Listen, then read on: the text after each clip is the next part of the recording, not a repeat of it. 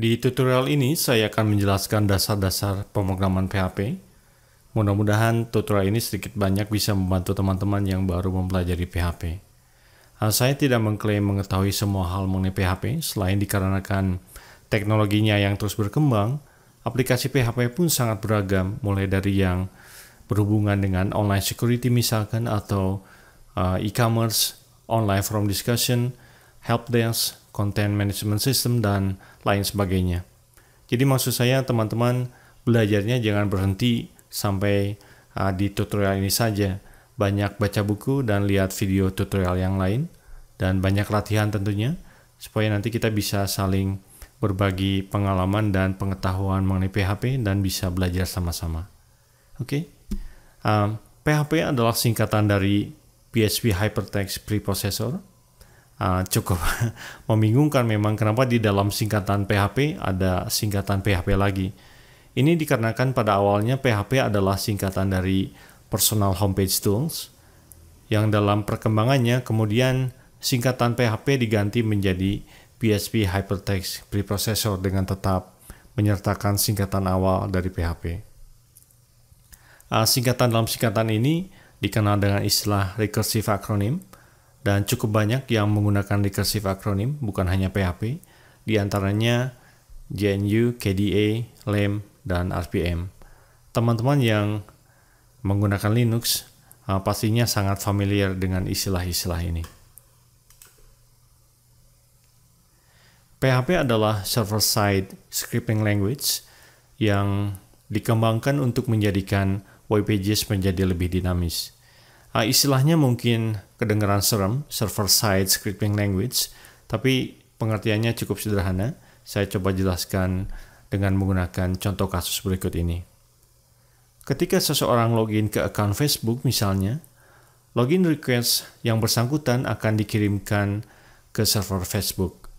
Karena Facebook didevelop dengan menggunakan PHP, kode-kode login request-nya akan diinterpretasikan oleh engine PHP yang sudah diinstal sebelumnya di server Facebook. Hasilnya kemudian akan ditampilkan di browser user dalam format plain HTML. Di sini hasilnya bisa berupa loginnya diterima atau ditolak. Kalau diterima, user akan di-redirect ke halaman account Facebook-nya. Tetapi kalau ditolak karena username atau passwordnya salah atau kedua-duanya misalkan, di browser user akan ditampilkan login error message. Proses yang sama juga berlaku ketika user ingin registrasi account. Nah, kalau Facebook didevelop hanya dengan menggunakan HTML, login dan registration handling seperti yang dicontohkan tidak akan dimungkinkan karena HTML tidak memiliki kemampuan untuk itu. Untuk proses login misalnya, HTML tidak bisa melakukan proses pengecekan apakah username dan password user sudah terdaftar di database Facebook atau belum. Kemampuan seperti itu yang dicontohkan dalam kasus ini hanya bisa dilakukan oleh PHP atau scripting language yang lain. Karena kode-kode PHP dieksekusi di server, PHP dikategorikan sebagai server-side scripting language. Ini berarti kita tidak akan bisa melihat kode-kode PHP di browser. Jadi kalau kita view page source dari Facebook, di sini kita tidak akan bisa melihat kode-kode PHP karena tadi seperti yang dijelaskan, eksekusinya di server. Lain halnya dengan JavaScript.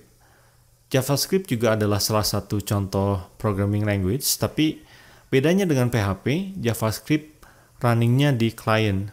Dalam hal ini adalah browser. Oleh karena itu, JavaScript dikategorikan sebagai client-side scripting language.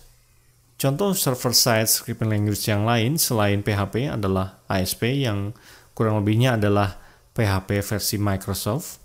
Jadi buat teman-teman yang menguasai ASP akan lebih mudah mempelajari PHP. Begitu juga sebaliknya. Contoh lainnya selain ASP adalah ColdFusion, Python, dan Ruby. Salah satu kelebihan PHP yang disukai oleh banyak orang adalah dukungannya terhadap banyak program database. Jadi kalau kita menggunakan PHP, kita tidak terpatok harus menggunakan program database tertentu. Program database yang didukung oleh PHP diantaranya adalah PostgreSQL, Mongo, SQLite, dan masih banyak yang lain. Tapi di antara sekian banyak program database tersebut yang paling sering digunakan adalah MySQL. WordPress adalah salah satu contoh aplikasi PHP yang menggunakan MySQL untuk program database-nya. Baik PHP maupun MySQL adalah program open source yang dapat di-download dan dipergunakan tanpa harus keluar biaya alias gratis. Karena itu, tidak heran kalau keduanya begitu populer, banyak digunakan di berbagai aplikasi web seperti misalkan yang tadi dicontohkan, Facebook dan WordPress. Terakhir, sebelum tutorial ini saya akhiri, tadi di awal dikatakan bahwa PHP dikembangkan untuk menjadikan web pages menjadi lebih dinamis. Dengan kata lain, ini berarti PHP didesain untuk dipergunakan dengan HTML. Jadi, sebelum kita bisa menggunakan PHP, kita terlebih dahulu harus menguasai HTML.